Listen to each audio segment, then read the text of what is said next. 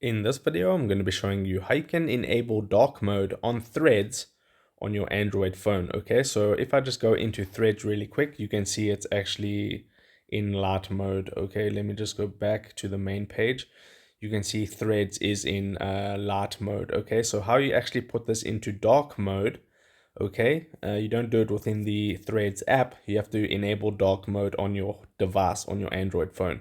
So quickly hop out of the Threads app, then go to your settings, and then you want to tap on display. So right over here, it says display.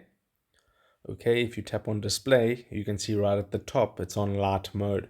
Now, if you tap on dark, that'll put your phone in dark mode.